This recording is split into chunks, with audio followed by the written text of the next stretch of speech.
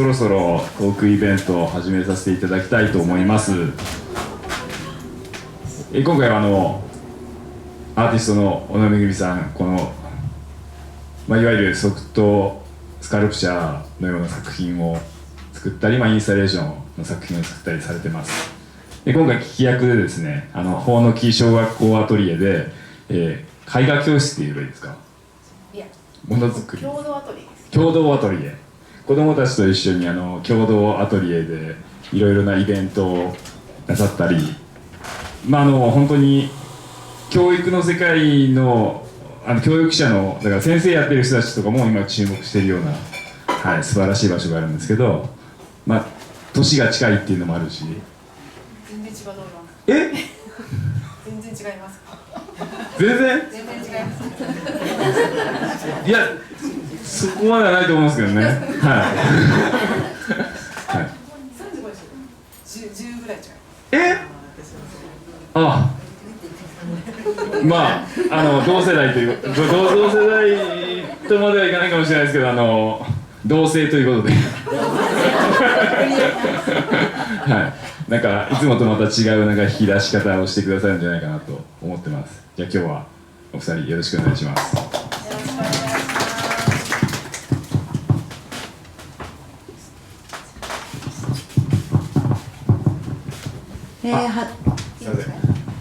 マイクがですね、結構口の近くまで持ってこないと音拾わないんで、そこだけお気をつけください。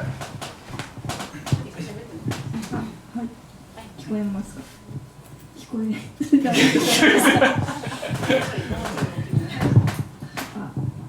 こえますか？はい。ありがとうございます。それでは、トークの方を始めさせていただきたいと思います。まずこのトークに至った簡単な経緯をお話しさせていただきたくて、ちょっと私今回こういう公の場でこういうふうな作家から聞き役という大役が初めてなもので、すごく心もとないんですけども、そんな中でも直美さんから、ちょっとトーク聞き役になっていただけないかっていうお話がありまして、本当だったら嫌だと思うところなんですが、私の印象としてその小野めぐみさんの作品にとても印象深い出会いがあったので、小野さんなら掘りたい気持ちが起こるかもしれないということで、ちょっと今回僭越ながらトークの相手をさせていただきます。それをちょっと直美さんがきっと予感してたんだろうなと思って、直美さんの思うツボという感じになりましたけども、まずざっくりとその小野めぐみさんの経歴というか、そういう人をご紹介していただけたらなと思うんですけども、まず、1989年に大分生まれですね。ちょっとざっくりご自分で読むのも苦手なので。小野めぐみと申します。よろしくお願いします。私は大分県の大分市出身で、今は、千葉県の松戸市で生活をしております。もう実家がこちらなのでちょこちょこ大分には帰っていて、で、制作としては大分には高校までいて、その後福岡の服飾の専門学校に行きました。でそこから徐々に服じゃなくて立体の制作をするようになり、その頃に別府市の清島アパートっていうところに入居しまして、そこで3年間を過ごし、その後もう2年ぐらいは別府にいたんですけど、ちょうどコロナになる直前ぐらいですかね、松戸市、千葉県の松戸市の方に移住をしまして、今も立体の作品とかを作っております。ざっくりと。あと、基本的なちょっと先ほどお客さんからもご指摘があったんですけども、まずこの作品の作り方といいますか、中に何が入っているかということだけまずお尋ねしてもいいですか？基本的には、布と綿を使っていて、こういう立体の作品も中には綿を詰めているだけで、特に芯とかがあるわけではないです。最近は縫う行為自体に興味があるので、立体の作品というよりは今回の新作の平面だったりとか、なんか縫うことが表に出るような作品を最近は制作しています。ちょっと先にその後お尋ねしたいんですが、ちょっと今回のトーク、皆さんいろんな質問だとか思ったこととかあれば都度入ってきてもらいたいなと思ってまして、その方がめぐみさんも、ちょっと関心ある場になれるんじゃないかっていうお話があったので、気にせずに皆さん「はい」と手を挙げてどんどん入ってきてください。まず私がここの作品を見て感じたのは、その縫うってことの中に、すごくご本人が言っている集積があると思うんですけど、そこにもちろん時間っていうものを一番感じるんですが、ご本人にとって時間っていうものの捉え方はどういう感じなんでしょう？そうですね、なんか分からないうちに時間って経ってるなと思っていて、この作品を作った時になんかとにかく何になるか分からないけど針を動かすみたいなことをしていて、その時に出てきたこの縫い目から時間が経ったんだっていうことを後で知ったというか、なんかリアルな感じで今時間経ってるなっていうことは多分難しいと思うんですけど、後々振り返るという形でなんか時間が経ったことだったり記憶が積み上がっていくことだったりを感じると思うので、でしょう、目には見えないけどなんか体の中にずっと積み上がっているようなものの感じがします。私がこの作品を最初見た時に、第一印象だったのが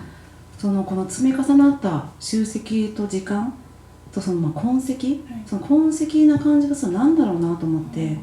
で多分それがめぐみさんが味わってる時間なんでしょうけど、なんとなく個人的なだけじゃないような気がしてて、個人的じゃない、はいはい、でそれは個人的じゃないっていうところに皆さんがなんかふわっと乗れる感覚があるんじゃないかなと思うんですけど、なんかそういう個人的な時間っていうこと以外に何か意識されてることはありますか？作品作る上では全て個人的なことから始めてはいるんですけど、なんかここに出た作品自体に私の個人の思いとか感情が現れなくてもいいとは思っていて、これを見る人がなんかいろんな解釈をしてほしいというか、その余白は常に持たせていたいっていうのはずっとあって、入り込める余地というか、あまりにも自分を出しすぎることは何かお客さんが鑑賞する上で線を引いてしまうような気がするので、そこは常に意識としてはありますね。あとこの刺していくっていう行為がどこから始まったのか、どこからいつからというかきっかけのような。今回フライヤーになんか自分のちっちゃい時の写真を載せてるんですけど、本当に気づいた5歳ぐらいの時には多分針を持っていて、でそれはなんか環境的にうちは祖母が、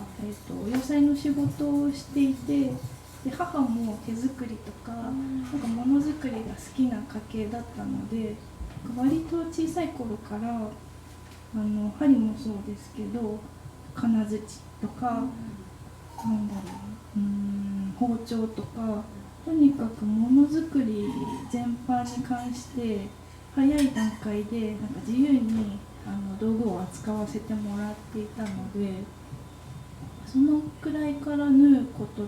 は始めていて、やっぱり専門学校が服飾だったので、そこで縫うことがどんどん増えていったっていう感じですね。そのファッションから始まったってことで、その人がまとう服を作るっていうこととその自分で自己表現としてアートをやるってことは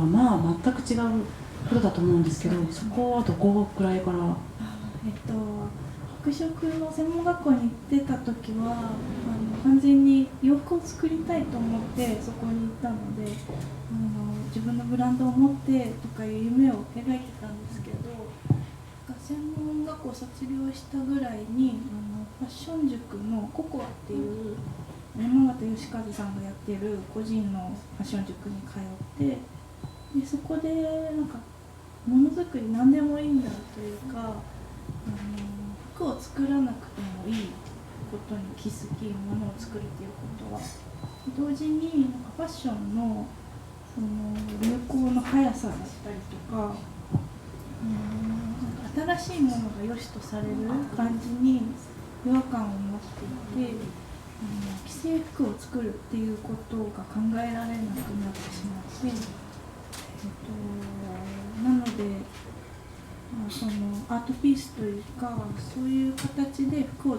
作り続けることもできたんですけど、私が表現したかったことは割と感情的なものだったりとかなので、それを服に落とし込むことがなんか無理やりやってるような感覚というか、服じゃなきゃいけないという頭の中で制作をしていたので、服にしてしまうことの違和感がどんどん募っていって、でそこでちょっとファッションを離れてみるというか、服という形じゃないものづくりも始めてみたらどんどん楽しくなって今まで続いてるっていう感じです。あと一つ皆さん気になっていると思うのは、この白っていう意味に何か理由があるのか。それは常になんか質問していたら言ってるんですけど、初めは全く意識がなくて、でも服を作ってる時から白い服ばかり作っていて、なんでかはわからないけど色を入れようとすると違和感を感じて排除してしまうっていうことをずっとやっていて、最近思ってるのはなんか白って私にとってはイメージのない色、赤とか青とかだと何かこう言葉として一般的なイメージがあるんですけど、それを持たせないっていうことでさっきの余白の話にもつながるんですけど、なんかこう何でもないベースの状態みたいな白の捉え方を最近はしてます。なるほど、ちょっと私が感じたことと少し違いました。どんな感じ？さっき感情的な創作だとおっしゃったんですけど、やっぱ感情って色をどうしても人を表現に使いやすいと思うんですよ。そこで色をこう排除していった、こう色をなくしそいでいったものが白かなと私は思ったんですけど、なんで小野めぐみさんがその白に行き着くためにはどんどん色が減っていったんじゃないかなと思ってたんですけど、そうじゃないですね。そうじゃないですね。もともと物を作るっていうことの段階では最初から白だった。でもファッションとかになると今白黒の服を着てますけど、いろんな色を着ていた時期もあるし、あまり皆さんが思っているほど色に対しての強い意識みたいなものはなく作ってきた時期が長いですね。その先ほどご自身でこう感情的なとおっしゃいましたけど、この作品制作をするにあたって自分との感情をどういうふうにこう織り込んでいってるというか、入れていってるというか、どういうふうに？ですね、最近の作品でい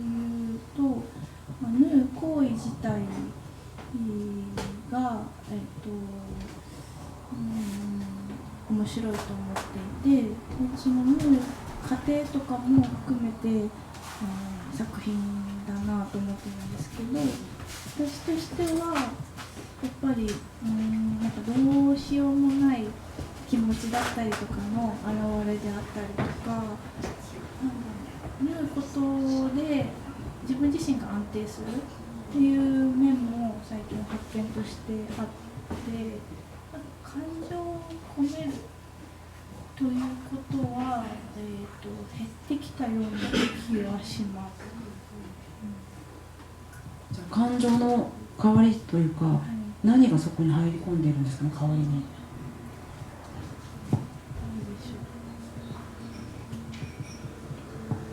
行為によって生まれる時間の蓄積みたいなものに興味がありますね。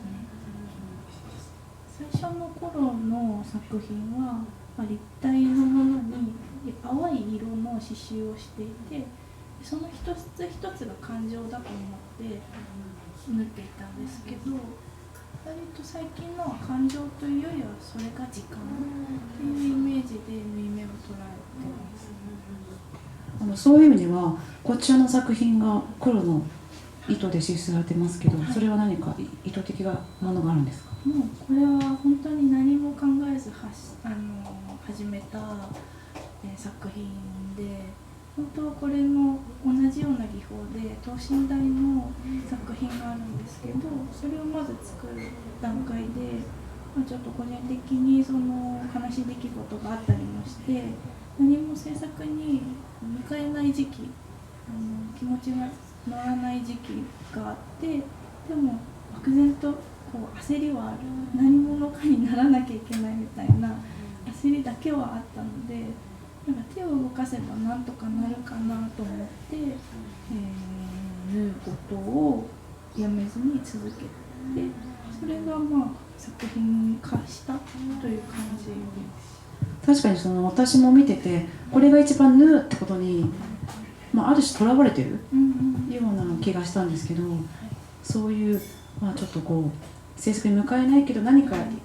でもやっておかなきゃ気がどうにも収まらないみたいなものがここに現れたっていうことですよね。そうですね。そうです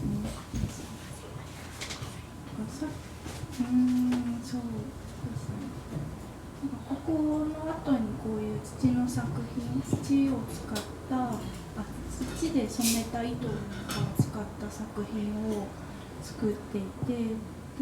これもまたなんかひたすら縫うみたいな、どこに向かうかわからない縫う行為を続けているんですけど、最近はそれは本当になんか安定する自分の気持ちが、なんかむしろ縫ってない時はいろんな不安があるんですけど、なんか縫い始めると本当にこうコロッとなんか気持ちが楽になるのを感じていて、私もまだその過程、その行為がどうなるかっていうのは自分自身の制作を通して実験している部分であるので、なんかどうなるかわかんないんですけど、今のところは安定するなという発見があった。なんか今のお話を聞いてすごい腑に落ちるなと思ったのは、なんとなくこう全体のその制作の主軸にあるのは答えを出さないっていう、はっきり物事を白黒つけない、断言しないっていうことが全部にこう染み渡ってるような気がして、今そのね、とつとつとやる、その本当に集積なんだなっていうことが今ようやく腑に落ちました。断言しないっていうのはやっぱり意識としてあって、なんか断言したらそうなってしまうみたいなものがあるし、興味としても何かその中心にあるものというよりも、そこからこぼれ落ちるもの、日常の生活だったりとか、何かその中心ではないものに惹かれていく部分はあるので、そこら辺を制作でも拾い集めたいなっていう気持ちはあります。例えば制作を離れて、その生活の中でも答えを出さないようにして暮らしてらっしゃるんですか？そういう感じの中で答えを出さないってどんな感じですか？なんかこうそれもこれはこれだってこう物事はっきり区分けするというよりは、さっきなんかこう向こうでね一緒にコーヒーをね私たちこの前飲んだんですけど、その時にこうこうなんかこういうものなんだなっていうことで収めることが多いとおっしゃってたんで、だから人とかね。でもなんで物事の捉え方っていうのをそういう漠然として捉えることで、そのでもご自身の中で漠然として捉えててもその中で要素は感じたじゃないですか。それをあえて言語化しなくて、その言語化しないものの集積が作品に組み込まれてるのかなとか思いつつ、言語化が苦手という意識がずっとあって、言語化しないことで漠然とものを見ることにもつながってると思うし、なんか日常生活の中でもお菓子作るとか料理作るとかもできれば測ったりせずに、アバウトにやりたい、なんか決まったことをしたくないぞというなんか気持ちもあったりして、日常でもそのなんか選択肢だったり、どうなってもいいっていう状況を作っておきたいというのはあるかもしれない。じゃあ逆に言うとこの制作の中で決めてることはあるんですか？決めていることは例えば今は現時点で色を使ってないですけど、今後色を使うことあり得るんですか？常にあり得ると思っていて、あり得ると思って10年間ぐらい制作やって立つんですけど、なんかほぼ白ばかりという結果白になってる感じなので、気持ちとしてはあり得ると常に思っています。でもしかしたらこの作品の時みたいに何かことが起こった時には色を使いたくなることがあるかもしれないですよね。かもしれないです。私立体を作ってますけど、立体作家とは思ってないので、何を次作るかは常に未定という感じです。素材も今は、布が気に入っていて、で土とかも当たり始めて、なんか布と土の親和性みたいなものもあるので、なんかまだまだやれると思ってるんですけど、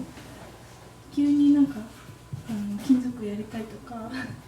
木をやりたいとか思えばそっちに多分行くと思います。なるほど。そしてこの作品の中でなんとなくの時系列、この作品がいつぐらいでこの作品がいつぐらいっていうものをまだ皆さん知らない方もいらっしゃるかもしれないので、なんかざっくり例えば教えていただいてもいいですか？そうですね。この作品は多分2014年で、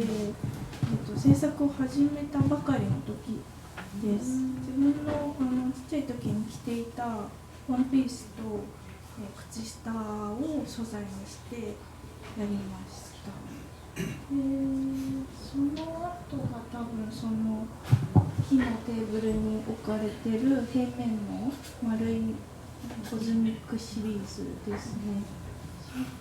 その使われているものが土で染めた色は色はもうまだ染料とかを使っていた時で、その後にその奥の心臓ほどのという心臓のサイズと重さに合わせた作品を作って、そう先ほど話してたんですけど、それ大体実物の心臓の大きさなんですよね。そうなんです。なんか意外と大きいねっていう話になって、なんか重みを感じてほしいので、よかったら触って見てください。でその後にこの手前の立体のものだったり祈りがテーマのシリーズですかね。こっちが先、こっちの後にそっちに行き、その後土に興味を持ち始めて、土の素材を使ったものを作って、ここがこの壁際のものが今年制作したものですね。そう、私もさっき思ったのは、こちらやっぱだいぶ本当に個人的な流れから始まって、この辺はだいぶ他に他に目が向いてる感じですよね。そうですね。これとかも元は写真、自分が撮った写真をベースにトレースしてそこに刺繍をしたので、超個人的なものではあるんですけど、それを、なんか感情を乗せないというか、そこまでそれよりももうちょっとフラットな状態に持っていきたいなというのはあります。そうなんかここで初めてその写真を撮って他者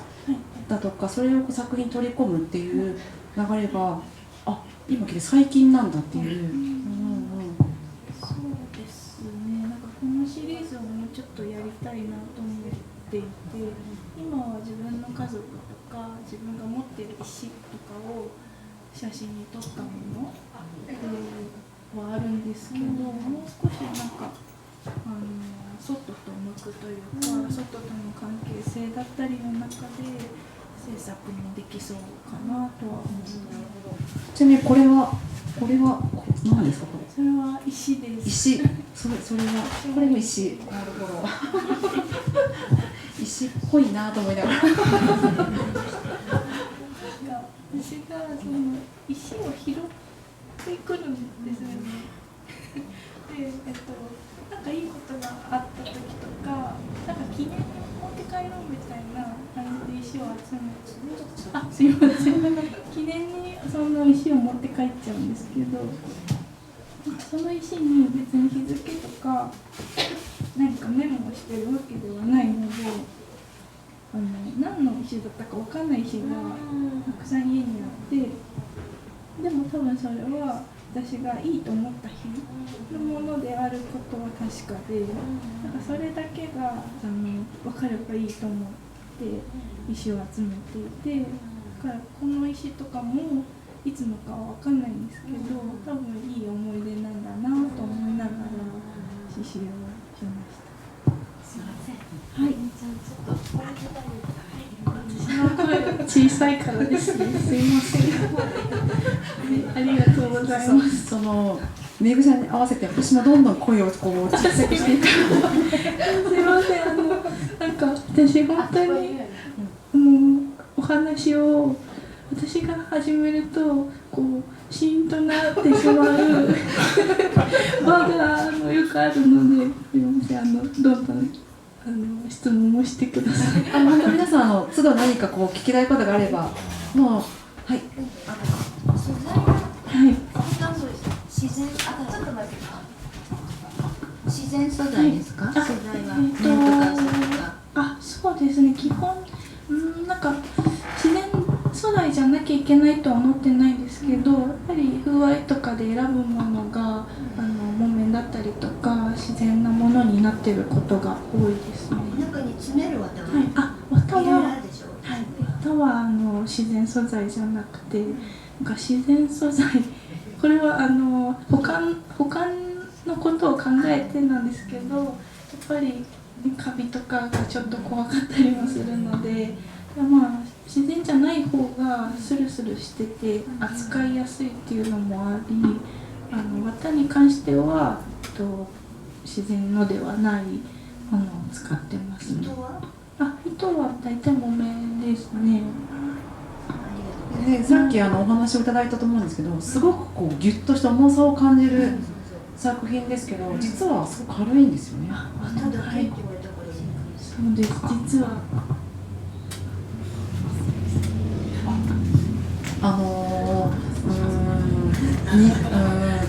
1、2キロぐらいの1キロぐらいですかね。結構あるかもしれない。でやっぱこの辺見るとでも軽い綿でもやっぱギュッとしてるんですね。そうです。なんか人の形とかのものは、特に形を保たせるためにだいぶゲーゲーに入れてるので、結構等身大のものとかはぎっしりと重さがあるかもしれない。その時はもうギュッとこう力任せでこう入れ込む感じ。そうですね。なんか胴の部分とかはそれで立つか立たないかが決まるので、そこはちょっと硬めの綿を使ったりとかしてパンパンに本当に人の腕とかぐらいの硬さまでは入れてます。例えばこれだったらおよそ形は決めてるのか、縫いながら形が決まっていっての縫いに任せてるんですか？もうここら辺は偶然できるものをやっていて、なんかパーツごとに作って最後に縫い合わせるので、どうなるかは私も分かってない状態。でもなんかなんとなくその好きな形があるのか、どんどん似てきてしまうなという気持ちはしてますね。で、ちょっと、さっきもう公開しているのでちょっと突っ込んでしまいますが、その悲しい出来事っていうことがご自身のパートナーを亡くされたという経験があって、そこからきっとここに行ったんですね。何もできない時期があって、でも何かをしなければ落ち着かないという時があって、きっとその後に祈りシリーズができた感じですかね。そうですね。本当に身近になんか死があった時に、その後残されて、まさにここのタイトルになっている祈り方がわからないっていうシリーズなんですけど、なんかどの祈りもよくしっくりこないというか、お線香をあげたりとか手を合わせるみたいなこともなんかポーズでしかなかったので、それをもしかしたら続けていればそれが祈りっていうことで自分の中に落ちてくるんだと思うんですけど、私は最初になんか疑問を持ってしまって、これってなんか伝わるんだろうかとか思ったところから、なんか祈り方がわからないっていうシリーズが生まれて、わかんないんだったらわかんないで、世にある祈りの形だったり祈りの対象みたいなものを模倣してみる。でそれがもしかしたらしっくりくるかもしれないし、それもなんか自分を使った実験というかなので、まだシリーズとしても続けてみたいなと思っていて、まだ祈り方を分かってないので。そうなんです。まだ腑に落ちた祈り方がなんかご自身の中でなんとなくしっくりこないんですね。そうですね。来なくて、で、下の作品の奥に吊るしてある一応花びらをモチーフにしたもの、地下ですね。地下ですね。ものとかは、その祈り方が分からなくて、自分なりの祈り方を探そうと思って、始めた作品で、でも結局なんかさっきの時間の話じゃないですけど、なんかまだ分からない。それは多分もっともっと時間が経った時に、祈り方をやってどうだったかっていうこと、何か変化があったとかはもう少し先にならないとわからないことなのかなとは今思っていて、でもその作っている時間だったりとか、そういうことは私にとっては必要な、時間だったので、なんか子供の作品をまだ続けたいっていう気持ちで。なんか小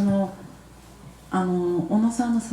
制作の中でやっぱり一つ主軸になっているのは、時間っ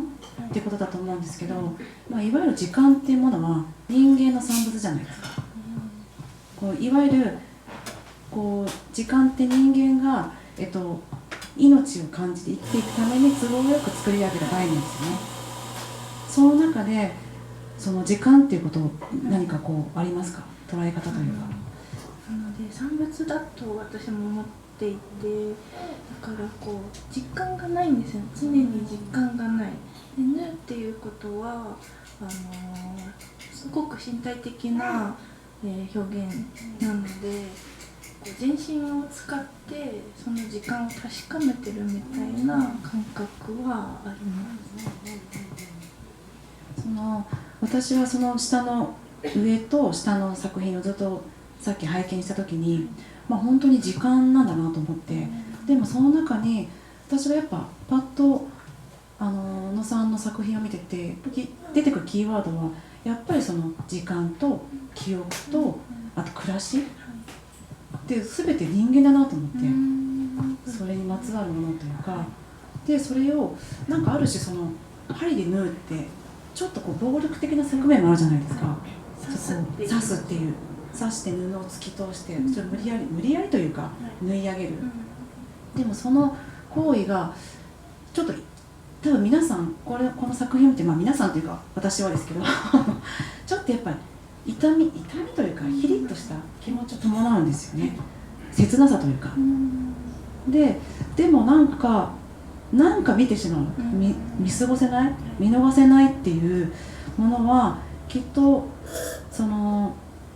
人はみんなこういろんな思い出とかいろんな記憶を持ってるけど、全てが美しく輝いてるわけじゃなくて、多分大きなほとんどの記憶が、まあ、痛みを伴ったりなんかざわついたりなんかこうモヤモヤしたり、まあ言語化できないもので形作られてると思うんですよ。それをなんかこう針で刺して縫い上げていくっていう行為がなぜ暴力的に感じないのかなと思った時に、きっとそこにその小野さんがとてもこう慈しんで刺してるような感じがして、つまりそれって見た人がもしかしたら自分のそういう傷とかもなんか慈しんでもらえてるような気になるのかもしれないなと思って、だからなんかこう見てしまう、なんか自分事としてなんかこれが人の作品だっていう切り離せないものがなんかあるんですよ、感覚的に。それはきっと時間をこう縫い留めるとか、皆さんそういう時間をこうね、なんだろう、自分の中に折り合いをつけてなんかこう過ぎ去っていってると思うんですけど、それを過ぎ去ってこうなかったものにしないで、こう一つ一つこう集めて、それをこうなんとなくこうまとめて、それを縫い上げる、それも答えも出さずに、これは何だってこう断言せずに縫い上げるところになんかすごく慈愛を感じるなと思って、その慈愛の果てが多分なんか私の勝手な感想ですけど、やっぱ小野さんは人間を愛そうとしてるのかなと。そうですね、なんかこうやっぱり理想としてそれはあって、ちょっと今他のことを考えちゃうその他のことで大丈夫ですそうですね、ちょっとずれちゃうんですけど、なんかこの作品作った時とかやっぱりコロナ禍であったので、私個人が感じていることと違うけれども、その時間が経つことへの不安だったりとか、なんかどうしたらいいんだろうっていう気持ちが世の中にあったので、なんかそういう面でそこをつなげて考えて見てくれる方も多くて、やっぱりそれはこう形を持たないということで、それが可能であったりとかするなと思っていて、で、まあ、そういう感じで見てくれる方とつながることはできるのは嬉しいことで、なんかそういう形でなんかそうですね、会話をして実際に会話はしなくても何かつながることもできるかなとは思ってます。そうだからこれがもしカラフルで、本当にその記憶の集積っていう感情の記憶の集積だったらきっと人を見てて辛いんですけど、なぜなら皆さんそれをある種こう風化させながら日々を送っていくじゃないですか、そうじゃなきゃ生きていけない部分もあるし、でもなんとなくその取り残された感情みたいなものを皆さんきっと持っていて、人は持っていて、その多分悲しさもある、取り残されてしまった、風化させてしまった、消してしまってよかったんだろうかっていう、その時の感覚みたいなものを取り残したものがきっとあって、それをなんかこう小野さんは一つ一つ集めて形にしてる気がして、でもそれが痕跡だから人はこう見てられるというか、生々しいものだったら、いやいやもうそれちょっともう過ぎたしみたいなそれもう自分が折り合いつけてもう見たくないっていうこともあると思うんですけど、もう本当に気配、もうそこにあったものは何かわからないけど、でもあったっていう事実だけが残ってるっていう、そのことはこ取り残されないっていうことがすごい安心感があるのかなとか思うんですけど。いいのか悪いのかわかんないんですけど、オブラートに包もうとしている、時期があって、多分今もそうなんですけど、そうですね、オブラートに包むことで伝わることもあったので、地下のインスタレーションとかはそれをもう少しだけ自分に戻してきたというか、だから本当にそれがどうなるかは分からないというところにいつもいて。なるほど。で、ちょっと私がここで皆さんに聞いてみたいのは、このめぐみさんの作品、小野めぐみさんの作品の中から、私は時間とか記憶とか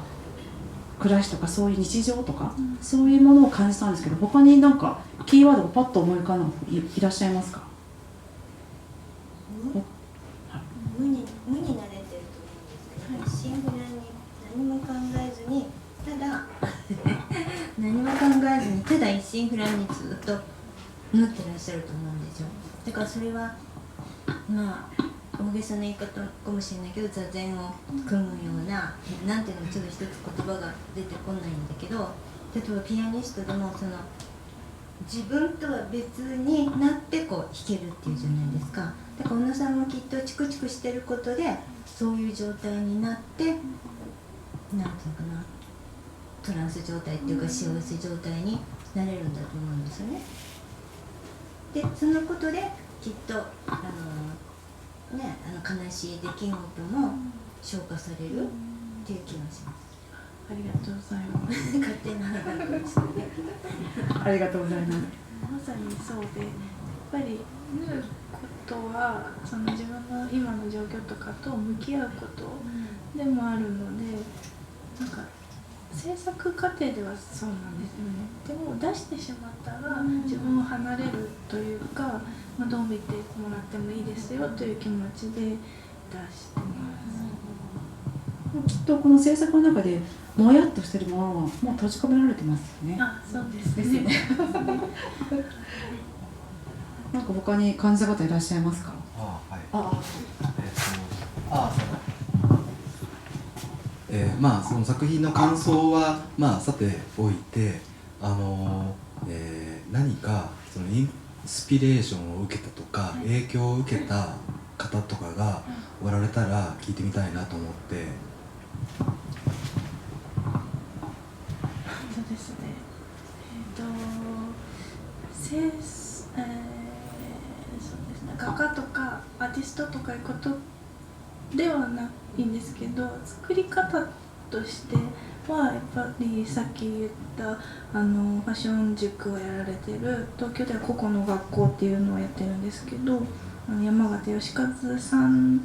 の影響は多分ものすごく受けていて、なんか授業としてもやっぱり技術を教えるわけではなくて、なんであなたがそれを作らなきゃいけないのかっていうことをとにかくプレゼンし合うっていう塾だったので、なんか掘り下げていくっていうことをずっとやっていて、なんかそういうものづくりの仕方、表面的なものではなくて、なんでそれが自分にとって必要なのかみたいなことを考えるきっかけになったのは、そのファッションデザイナーの山形さんの影響が大きいです。山形さんそうですか。ちなみに山形さんってなんかこう代表作みたいなのとかが、僕でも知ってるようなものとかがあったりしますか？ですね、ファッションデザイナーさんになるので、作品というよりはファッションショーをしたりとか、アートピースも作られてるんですけど、日本のファッションの、中ではやっぱりちょっと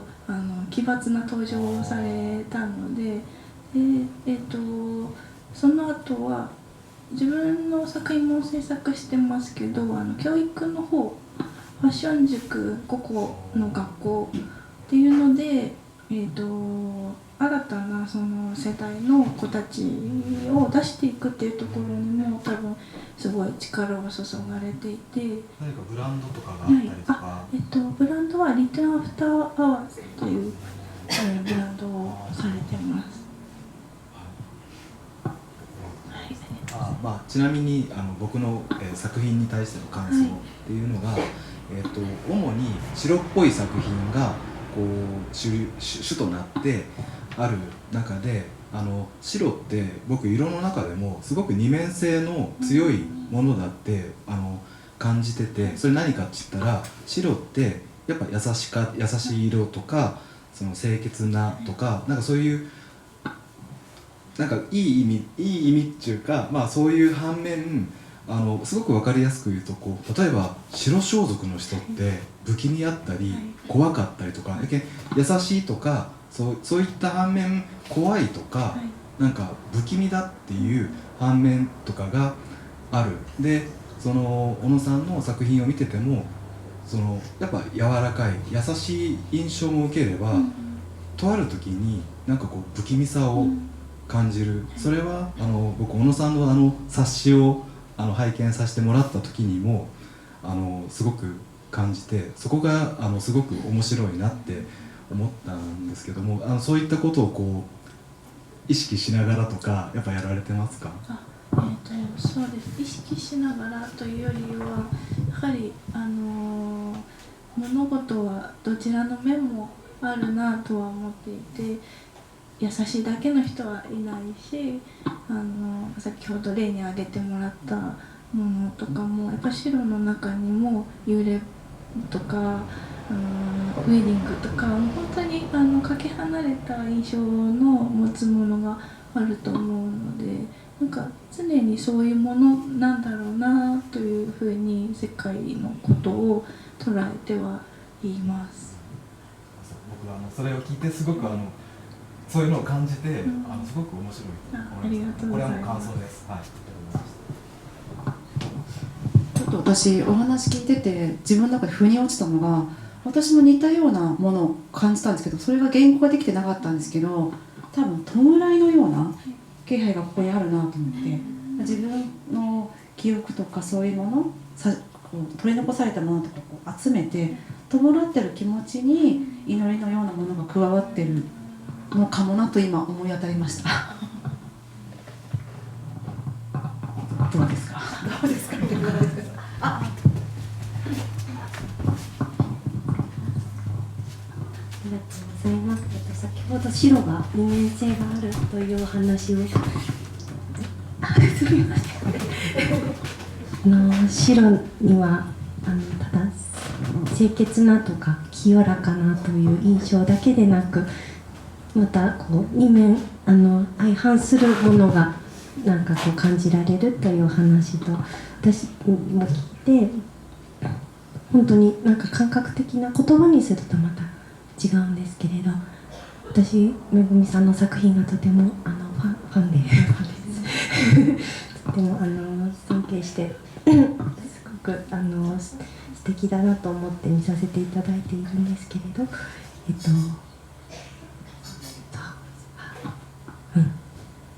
とてもこうきっとめぐみさんが細やか作品の中から優しさをすごく感じると同時になんだろう、とても繊細な針のなんか痛みというか、少しこう痛みを感じたような気がする。痛みそのものでなく、なんかその2つ相反するものを感じたりするという感覚にも私もなるのは なぜかなとこう考えてたんですけれど、お話を先ほど制作過程のお話とかを聞いていて、とてもこう繊細な感受性というかこう感情の火だというか、いろんなもので世の中とか自分の日常に起こることをキャッチしながらも、その物事をすごく優しいこう視点で見ているということが分かり、すごく腑に落ちました。私は先ほど弔いのようなものと言われてたんですけれど、すごくそれもすごく腑に落ちるというか、似たような近い言葉で、私もめぐみさんの作品からどんなものを感じたかと言われたら、こう地層、最近ちょっと古墳にちょっと興味があって古墳のことをいろいろ調べてたら、こう歴史を知るのがすごく面白いなと思いながら見ているんですけれど、もし地層というのがなんか、地層っていう時間がもし地層として見えるんだったら、こういう形なのかなという時の地層のような感じもしました。はい、長くなりました。すみません。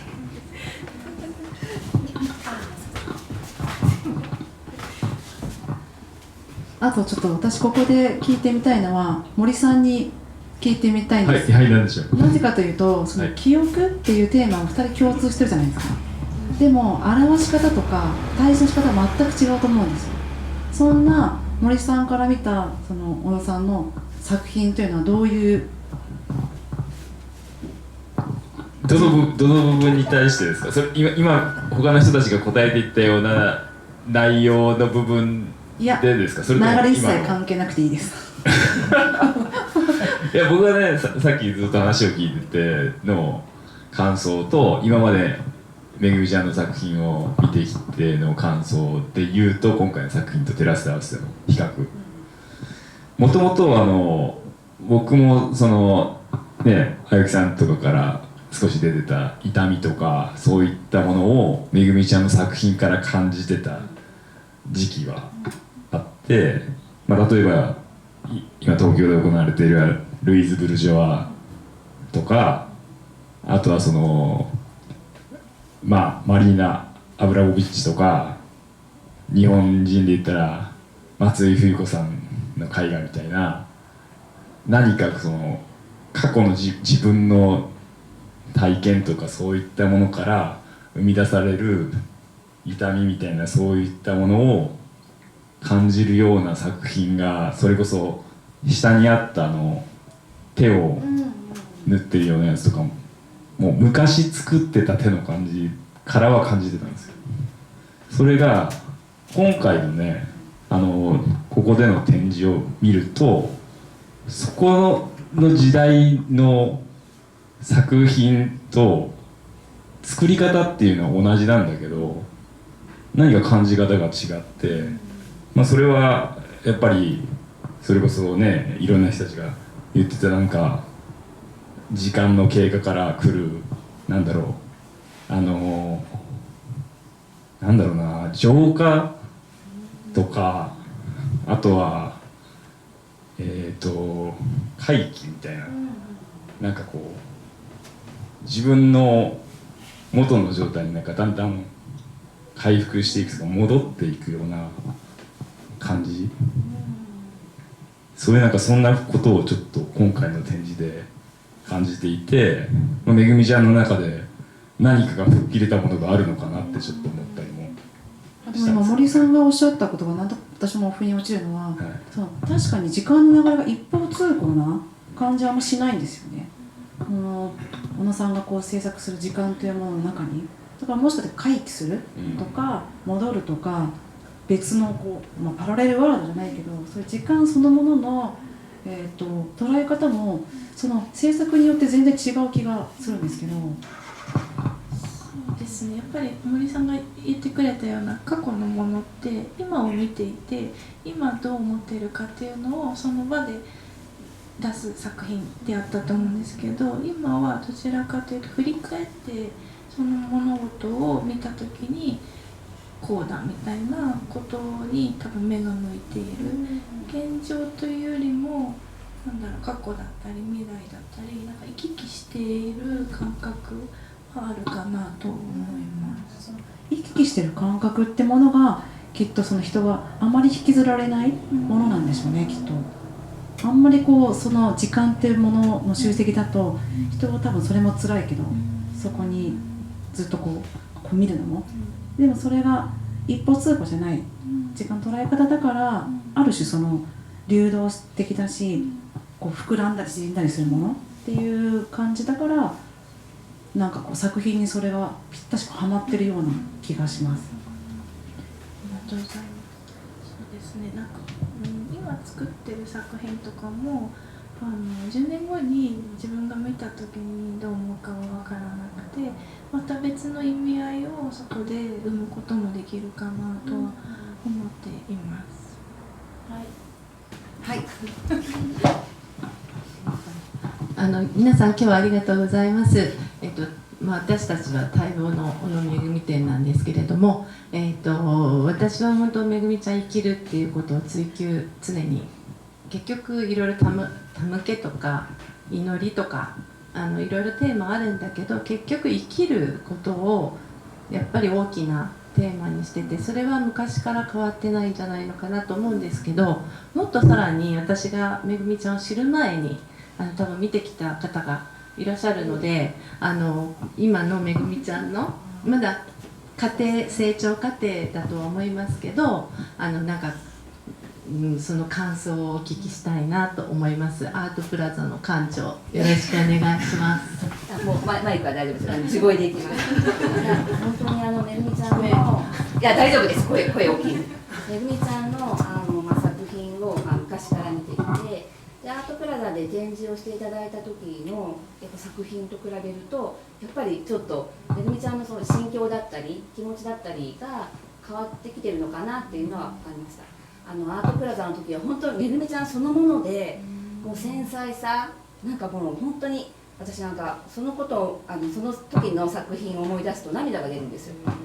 とってもそのめぐみちゃんのいろんな痛みだったりとか繊細さ、清らかさだったりとか、怖さ、危うさだったりとか、そういうのがギュッと詰まってたんですよ、とっても。でそれを見るたびに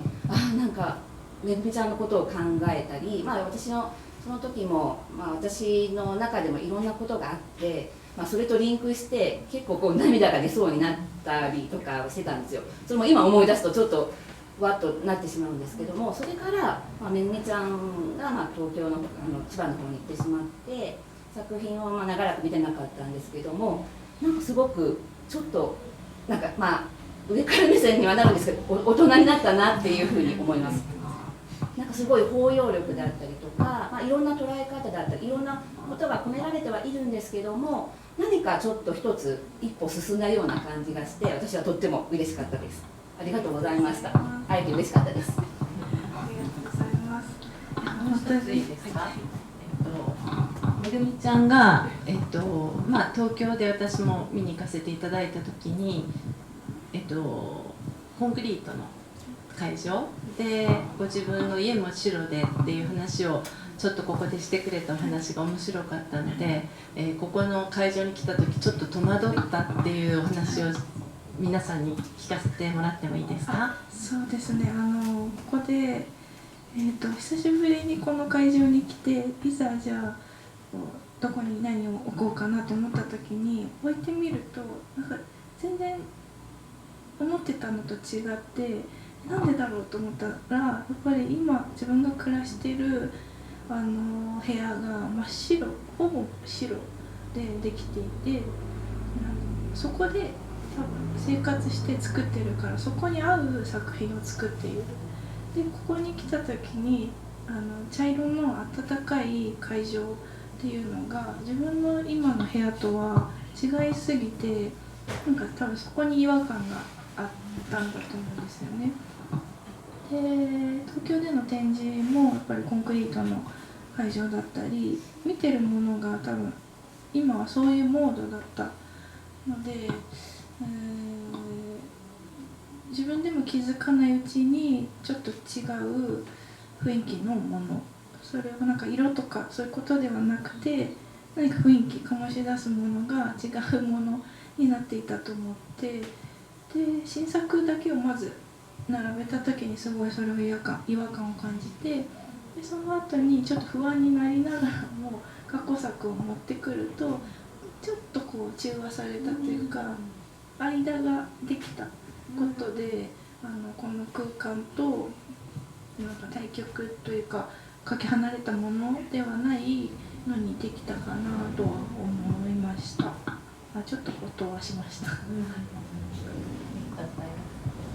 今回このねコネクトプラスギャラリーでこう展示されて、何かご自身なりに感じたことがありますか？この場に展示して、大分でしてっていう。そうですね、会場としてもとてもなんでしょう、人の手の痕跡を感じる。しかもこの場所がどうであったか、昔どうだったかとかいうことも知ってはいたので、何かそういうつながりの中でこの場所に作品を発表させてもらうっ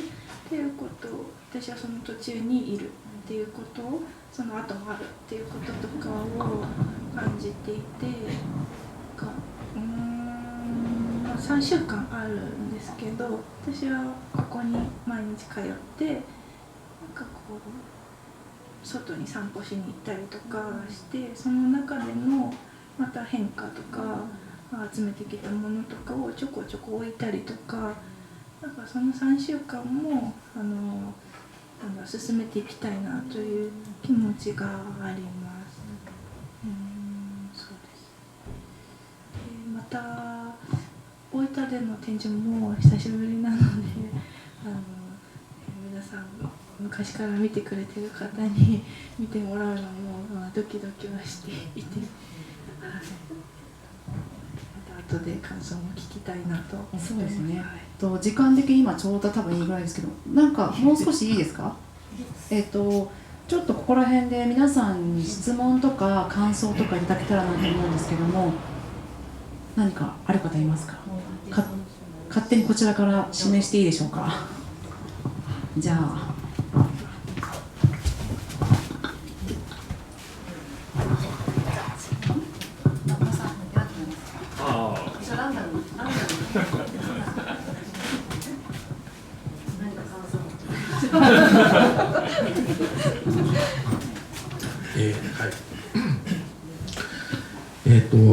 ずーっと見てて思ってたんですけど、今のお話の中でもこう制作過程の小野さんのお気持ちとで、それが手を離れてから、作品が一人歩きをし始めるというお話もあったんですが、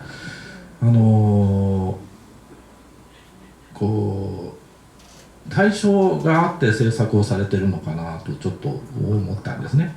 でそれがなんだろう、だから普遍的なものという、テーマはもちろんお持ちなんだと思うんですが、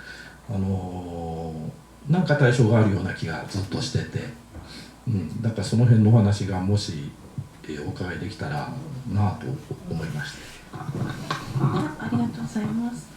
対象っていうのはなんか他の言葉だとどんなことですか？誰かのために作るとか。そうですね。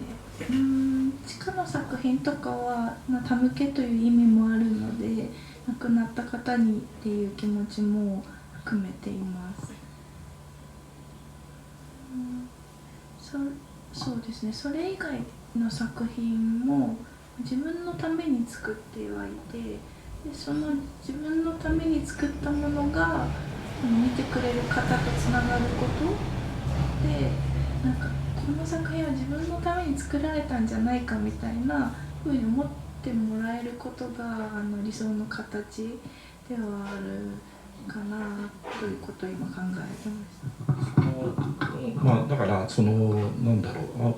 アートって何かなっていうことも思うんですけど、つまり制作っていうのは多分持たれてる優しい雰囲気とかフライヤーの雰囲気と作品の違いとかも思うんだけど、何かとつながりたいというか、あるいは伝えたいとか、という意識があるからおそらく制作をされるのかなとその辺の動機というかですね、もともとでも手向けというか、そういう悲しい出来事の前にもおそらく創作活動をされておられるということだと思ったので、福岡に行かれたる前からおそらく多分あって、創作であったり制作であったりそうこう想像するっていうことに対して、もともとお持ちだったことみたいなことと、それがある変化の中で、具体的に誰かに伝えたいという思いもその中に混じったりとか、そんなことがぐるぐる回ってるんですけど、もともとこう原点みたいなことっていうんですかね、お考えになってたことみたいなことをお伺いしてもいいですか？はい、もともと私がものづくりをいろんな面でのものづくりをやってきて、でそれがなかったらどうだっただろうっていうことを考えた時に、私は多分大げさに言うと生きていけないというか、そのものを作ることで発散していたりとか、誰かとつながったりとか、いろんなことを含めているので、ものを作るということに。なのでそれがなくなっては自分が保ってない部分は常にありまして、そうですね。で誰かに伝えたいっていうことは正直に言うと伝えたいという気持ちはないです。伝わるものがあったらいいなという感覚の方が強くて、誰かに伝えたいとなると多分その人のためだけの作品を作るということは自分にはできると思うんですけど、自分の想像のできない誰かってなった時はそれはちょっと、違うような気はしていて、今は誰かのためっていうことはそんなに意識の中にはないですね。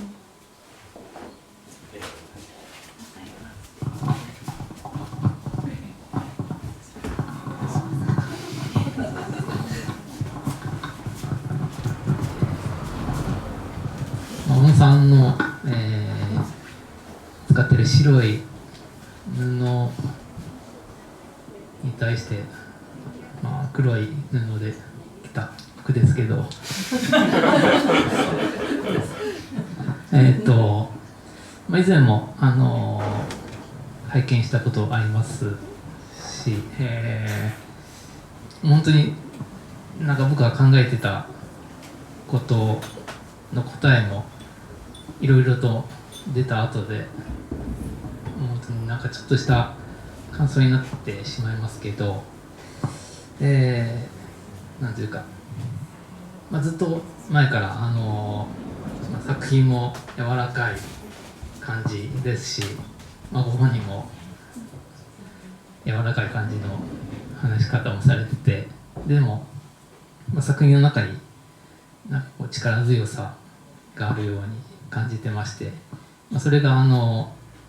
先ほども出ましたその二面性じゃないですけど、そういうのがあって、僕が思ってたのは一つの作品の中に相反する要素が入ってるなと思いまして、柔らかい布とか使われてて、ちょっと先ほど出ました不気味さみたいなのもあり、僕が感じてたのは褒め言葉ですけど、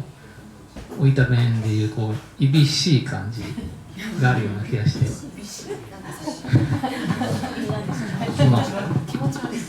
気持ち悪いのの小さいものがいっぱい集まって気持ち悪いみたいな。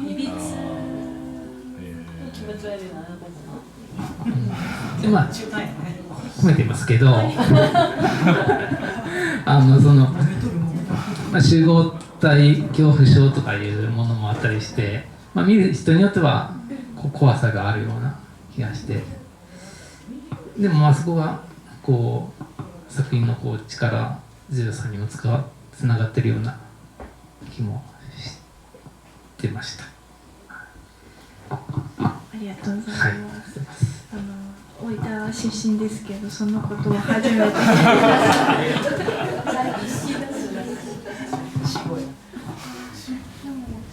そうですね、こう柔らかい感じとか、なんかふわっとみたいな感想は私はなんかしっくりずっと来てなくて、でもそういうふうに言ってくれるからそうなのかなとかなんでしょ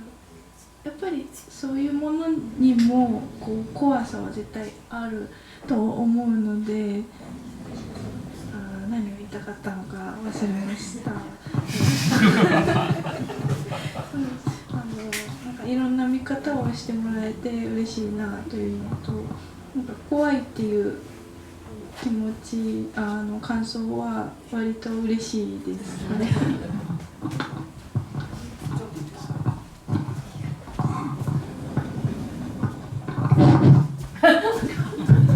なんでもないめぐみちゃんがさっき言葉の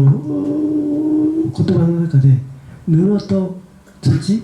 で、僕は土でちょっと遊んだりしてるんですけど、その親和性っていうのがあって、でただ下に作品が壺的な、ね、焼き物の作品があるんですけど、それはあえて今回それを使って下に置いたってことと、あとその素材を使ったその関連性、ここのリンクする意味性をもし選んだなんか理由があれば教えていただきたいなと思って。ありがとうございます。親和性といった話はちょっと地下の作品では通用しない部分もありまして、どちらかというと地下の花瓶に関しては土ということよりも花瓶であることということが重要だなと思っていて、タム系の形を探っていた時にやはりこう今ある花を生けるっていうことは、タム系の形としてやられてると思うんですけど、なんかそこをやりたいという気持ちで地下の作品はしたので、そんなに土のことを含めて考えれてはないんですけど、上の作品だと何でしょう、土に興味を持ったことはやっぱり土自体がその時間の蓄積の結晶だなと思っていて、でそれを素材として使うことはなんか今まで考えてきたこととつながるなと思って、土を扱うようになったんですけど、布は布でそれをで土で布を染めるということで、何かそこに乗り移るじゃないんですけど、土の記憶だったりとか土が積み重ねてきたものを、布に乗っけてるようなイメージが今はあります。ありがとうございます。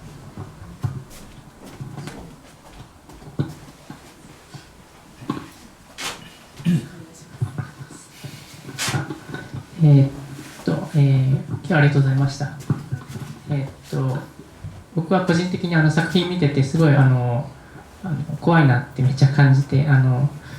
でもすごく面白かったです。で今日先ほどこのトークの中で白の二面性の話だとかいろんな方々の話を通してすごい広がったなとか感じました。でちょっと見当違いだったら申し訳ないんですけどパートナーさんが亡くなられたって言ってたじゃないですか。いつなんかどういう感じで亡くなっちゃったのかなと個人的に思っちゃったんですけど、もし答えれなかったら全然いいんですけどよろしくお願いします。亡くなったのは2018年なので、別府にいた頃になります。あっという間になんか、ね、5年とか経って5年以上経ちましたね経ったんですけど、そうですね、なんかこう相談をしたりとか音楽提供してもらったりとかする関係の方だったので、なんかその影響はすごくなくなったっていうことはすごい大きいなと思います。なんか質問に答えれてますかね。はい、大丈夫です。ありがとうございます。隣の方にお願いします。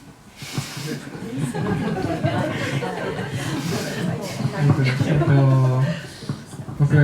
は個人的にこう下の触れるっていうところがすごくなんか自分的にもこう人に触れたいっていうなんかずっとちっちゃな欲望がなんかずっとあるんですけど、でもなんか触れないっていうなんか選択もこうポジティブに捉えられるなってなんか下のまあ文章とかも見たりとかして思ったりとかもしました。はい、であとは祈りに関してもちょっとこう個人的にこう熱いトピックというか考えていることで、僕はキリスト教徒なんですけど、なんか普通にこう日本で暮らしていると、まあ、少数派でこう自分はこう仏壇の前で手を合わせたりこうする意味がこう分からないけど、でもこうキリストで神に祈るっていうのはなんか分かるというか、でもこう今の話を聞くとこう祈りってこう縫うことが祈りであるかもしれないっていうのもなんかこう面白いというか、僕はこう神に祈ってるって最近なんかあんま分かんなくなってきてるというか、親がキリスト教徒だったから自分もっていう環境があったので習慣で祈ってただけで、実際祈りって何なんだろうなみたいな、なんかそういうことを考えて、いろんな祈りがあって面白いなっていうのと、これ縫うことが生きがいというかに小野さんになっていると思ったので、なんかこうそれを縫うことでこう生き続けられることが手向けになってるのかなとかっていうのも思って、祈りっていうのはなんか自分が生きることとイコールというか、なんか生きるための理由が祈りなのかなとか思いました。はい、すごい。あと触れることに関してもちょっとなんか聞きたいかもしれないです、質問として。ありがとうございます。ちょっと祈りの話からいくと、それぞれにやっぱり祈りの方法があっていいと思うし、なんかそれが自然なのではないかっていうふうに思ってます。みんなその自分の祈り方を決めていいんじゃないかなっていうふうに思っていて、で触れるについてなんですけど、下の作品が「触れようとする」というタイトルのインスタレーション作品で、2014年6月に初めて発表したものなんですけど、それは経緯から言うと、コンタクトインプロという即興の接触でダンスを踊る、ジャンルがあって、それをやられているダンサーの方を中心としたプロジェクトに参加をしました。でそこでもう最初に触れるっていうキーワードがあって、でそこにどう自分がアプローチしようかと考えた時に、やっぱり下にも書いてるんですけど、なんか自分は触れたいって思わなくて、なんか触れることの重要性みたいなことを常に考えていたわけではないので、なんかピンとこなくて、で自分にとっての触れ方を考えた時にやっぱりパートナーが亡くなったっていうことが大きかったので、触れられない人にどう触れるかみたいなことはすごくリアルに感じることができたので、その方向でだったら作品を作れるなというので、手向けが最終的なものになるような作品になりました。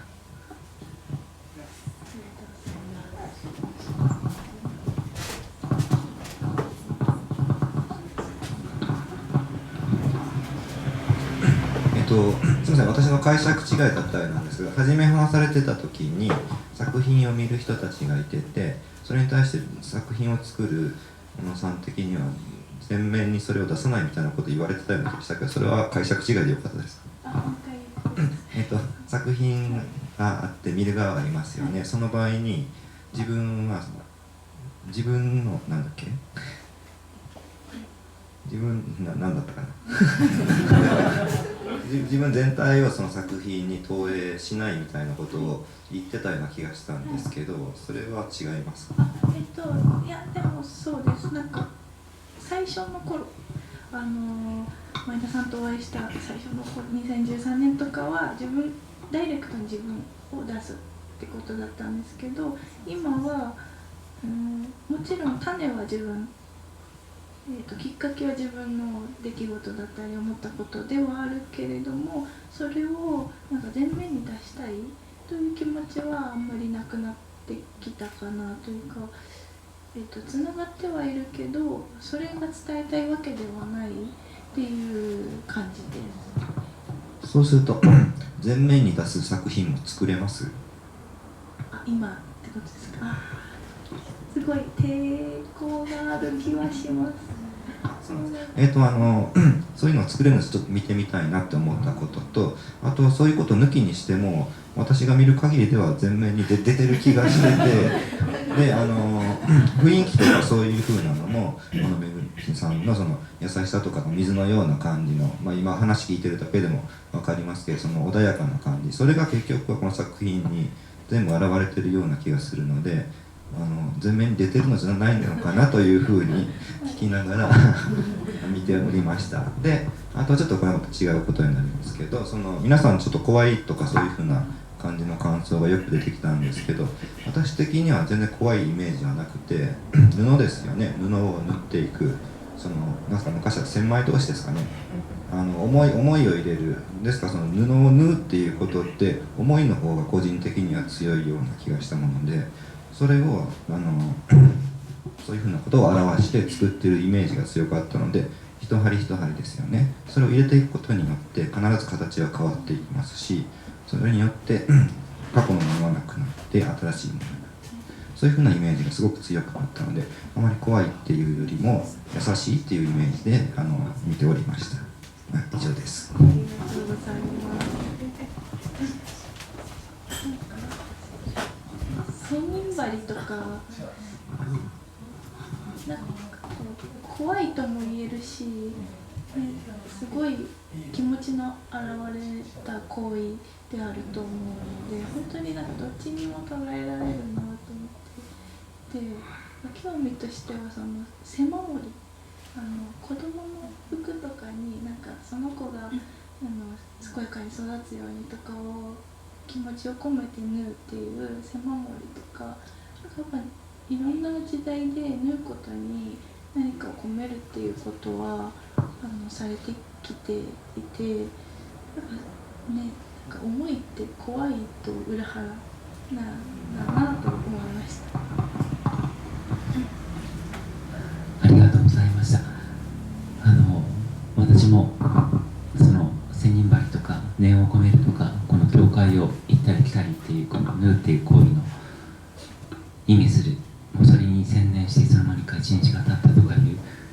で、裏側を見たらすごく面白い風景が見えたみたいな話を以前聞いたことがあって、縫うっていう私の趣味がかり針なんですけど、縫うっていうのがとても私好きで、だからこういった作品とても好きです。で、私最初見た時に心の形とか人間の何かこの不確かなこっちであったり魔が差すとかも含めていろんな心の形のあり方を素敵だなと思って、でもこれがもし髪の毛だったらとかいろいろ想像しながら、でも私農業者として綿の上に水分を含ませて種をまいて発芽させるっていうこともよくして、これにまた発芽したらすごいことにとか、私の勝手な脳内 IR が AR 発芽してたり、本当にすごく楽しい問いかけの試みだな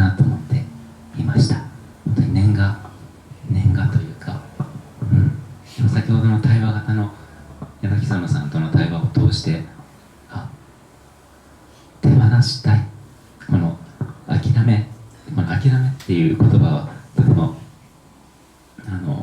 マイナスなイメージがつきがちですけど、心地よい諦めなところも感じて、ああっていう、だから今日はとてもこの対話を聞けてアーカイブが欲しいぐらいだなと思っています。以上です。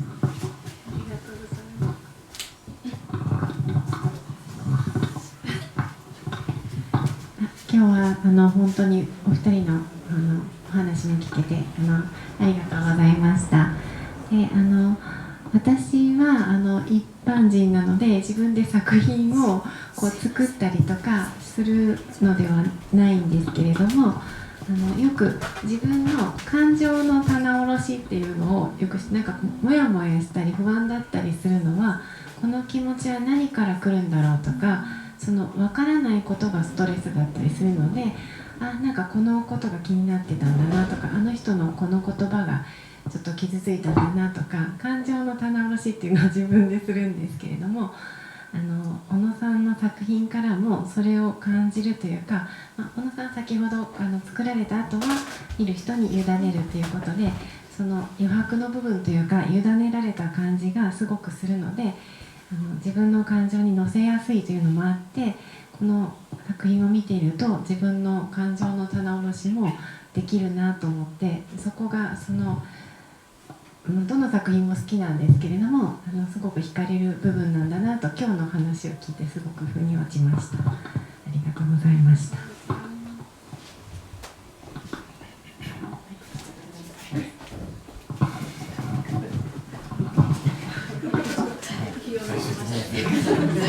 見つかっちゃった。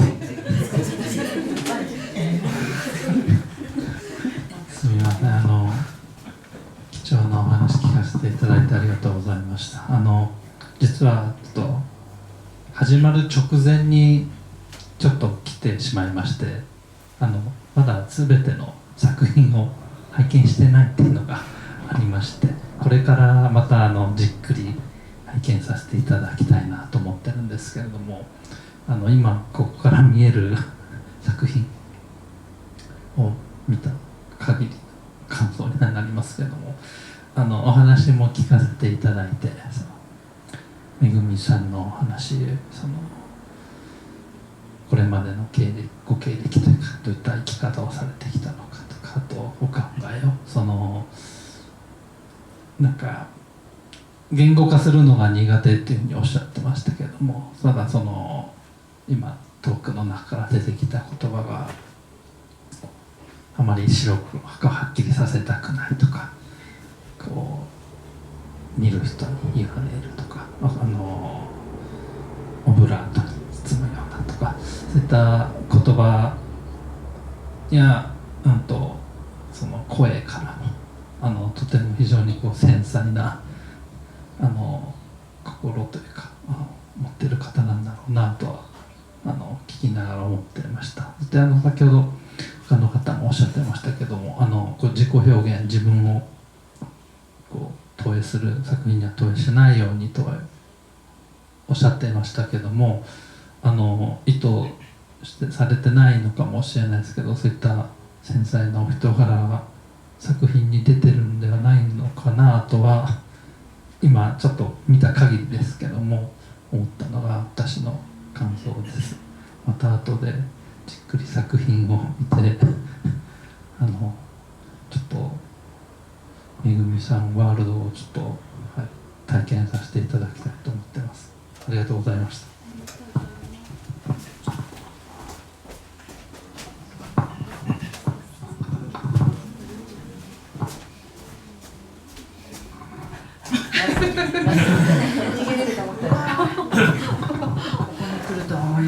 すみません。遅れてきて申し訳ありません。小野さんの作品と初めて出会ったのは、だいぶ前なんですけど、武田のあそこなんちゅうの歴史遊学館、そこで森さんとか、前田さんとか一緒にやられてましたね。でその時にやるもんだなと思って見てたんですよ。それで以来なのでちょっと相当ワクワクしてきました、正直。でまたえのきぞのちゃんとのトークなんで何しゃべるんやと思いながら来たんですけど先ほどから伺っていて吉森です、すみませんで伺っていて、こう祈りとかいうキーワードが結構出てきてですね、人がいなくなってなんかこうその祈る中ね、そういう行為っていうのは古代からやってきたんだろうなと思うんですが、私なんかはついその物事を具体的に考えちゃうもんで、どこ行ったんっていうのがいつもそのどこにおるんよっていう問いかけがですね、いわゆる私にとって祈りだったんだなと今日初めて気づきました。それでそれはこう結構自分にとってですね、なんかある種こう乾電池カチャって入れられたみたいな感じでこう走っちゃうというか、そういうこうどこ行ったんっていう問いかけのもとにですね、なんかこうスイッチ入っちゃうみたいな、人によってそれぞれなんだなって思いながらですね、それでその作品をこう、下をごめんなさいまだ見てないんですけど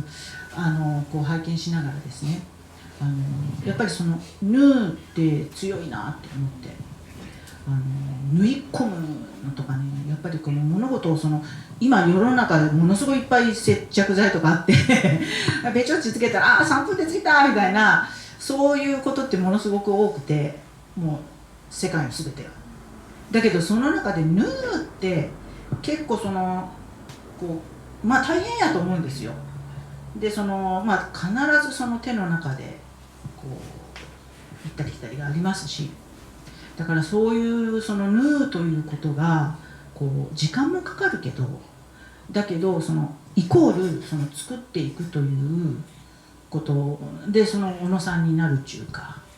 そういうことをそういうことなんやなとか思いながらですね感じておりました、先ほどから。はい、これからも頑張ってください。一旦こんな感じで皆さんのご意見とかご感想を聞かせていただけたところで、どうでしょうか、皆さん他に何か言いたいことがある方いますか。友さんいいですか。それでは、本日皆様、これで小野めぐみさんのトークを終わらせていただきたいと思います。ありがとうございました。